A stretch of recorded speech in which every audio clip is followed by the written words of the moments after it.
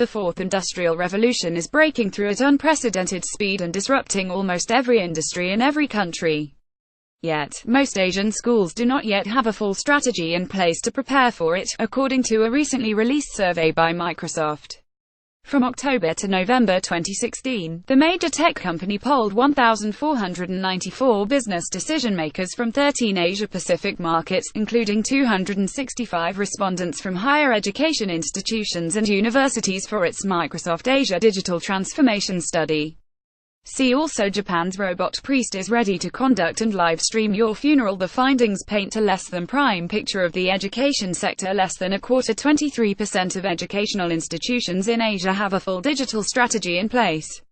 More than half, 53%, are in progress with specific strategy, while close to a quarter, 24%, have limited or no strategy in place.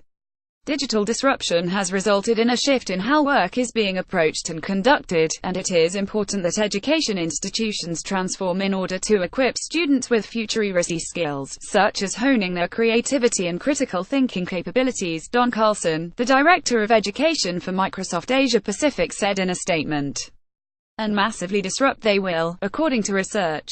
One study showed that up to 47% of the jobs in the United States will be threatened by automation. In other countries around the world, the figure goes up to 85%. Ethiopia. A garment factory in Sisophon, Cambodia. Source: Shutterstock. Asian countries that bank on low-wage labor, the routine, repetitive, and predictable, are at high risk of massive unemployment in the next 2 decades. An International Labour Organization (ILO) study last year found more than half, 56% of the salaried workforce from Cambodia, Indonesia, the Philippines, Thailand, and Vietnam stand to lose their jobs as technologies including 3D printing, nanotechnology, and robotic automation could disrupt the region's manufacturing sector. See also: Is Southeast Asia ready for the robotics revolution? And with less than a quarter of the education sector ready to equip their students with the new skill sets for their future job roles that look set to change radically, there's a lot of catching up to do. But this slow start could be due Asian schools catching up to something else: its massive economic growth over the last decade. As its middle class grew, so did its citizens' ability to send their children to school. The biggest problem I can think of is the lack of both physical and human resources due to the rapid expansion of student enrollment in most of the middle-income countries in Asia. The priority is given more to enroll the students, and the quality improvement of the learning experiences is not necessarily considered as a top priority. Akayoshi Yonizawa, professor and director of the Office of Institutional Research at Japan's Tohoku University, wrote in an email to Asian Correspondent. Analysts believe the best way to keep our children's jobs safe is for schools to teach them the right skills to robot-proof their careers. To futurists like Martin Ford, author of Rise of the Robots Technology and the Threat of a Jobless Future, this means meeting the requirements for jobs that involve genuine creativity, building complex relationships with people, and high unpredictability.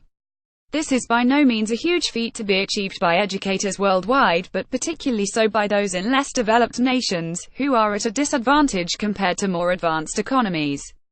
Education leaders in Microsoft's survey list cyber threats and security concerns, lack of leadership in a digitally skilled workforce, data privacy concerns, and uncertain economic environment as the top barriers the industry faces.